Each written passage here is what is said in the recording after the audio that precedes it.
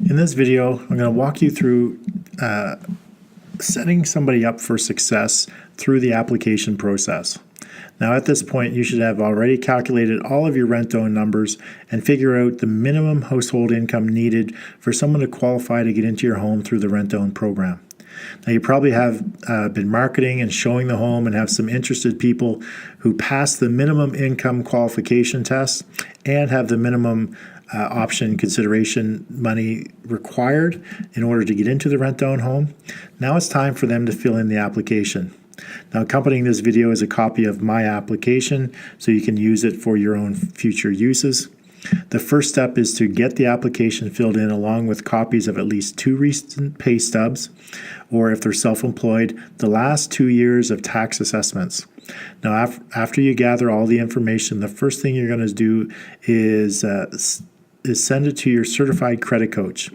If you don't have one or know of one, I've put the contact information of my credit coach in the accompanying materials if you live in Canada. If you live in the US, you'll need to connect with somebody in your area who is a certified credit coach and actually takes people and helps them fix their credit, not putting them in consumer proposal, but somebody that actually walks through their credit bureaus and gives them advice and helps them actually take the necessary steps in order to fix their credit situation. Now, at the same time that you send it to the credit coach, send a copy of the application to the mortgage broker who is an expert in rent-to-own. I've also included the information of my Canadian mortgage broker that accompanies this video, should you require a mortgage broker in Canada who specializes in rent-to-own. Now, it doesn't matter whereabouts you're located in the country. In Canada, a mortgage broker can work with you and work with your clients virtually. So it doesn't matter. You don't need a mortgage broker in your hometown. They use phone, they use Skype, they use email, they use faxes to gather all the information. So it doesn't matter. I've included my Canadian mortgage broker's information in this accompanying this video. So should you require one that specializes in rent-to-own, you'll have the information.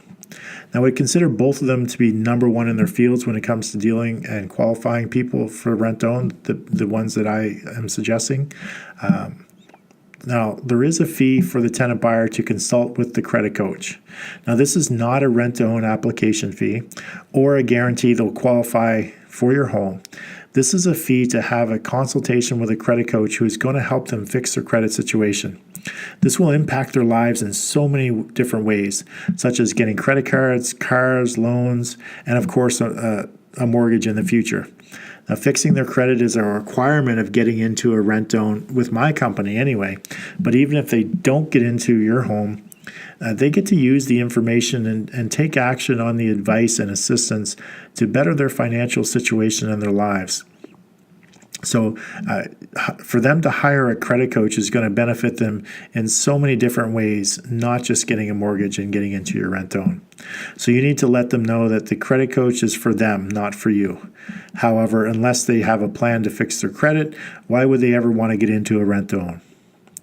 Now, if they don't have a credit score, for example, in Canada of 650 or above, I would make it mandatory for them to seek credit coaching. If they balk at paying the fee to get credit coaching, just ask them this question. Do you want to guarantee you'll be able to qualify to buy this home at the end of the term? Well, this is the closest thing I can think of to assure you that you'll be able to. Now, work with this person now and during the term of the rent-own to make sure that you're in the credit position you need to be in to qualify to buy this house.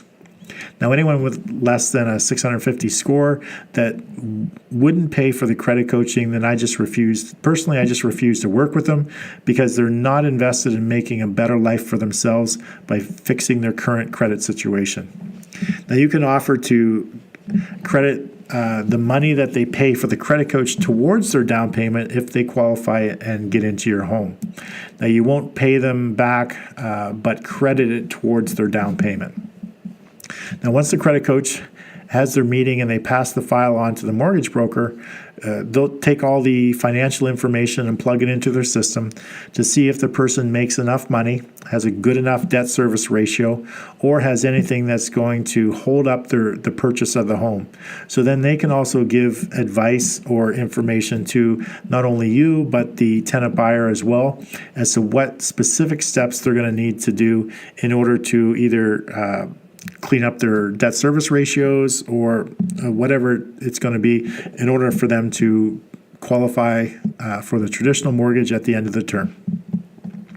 Now, it may be that they need to wait until their car loan is paid off in 2 years, so it changes their debt service ratio and gets in line with what the bank requires. Maybe that's what's holding it up. Now, when both the credit coach and the mortgage broker have completed the application process, you'll now have the two most important pieces of information you need.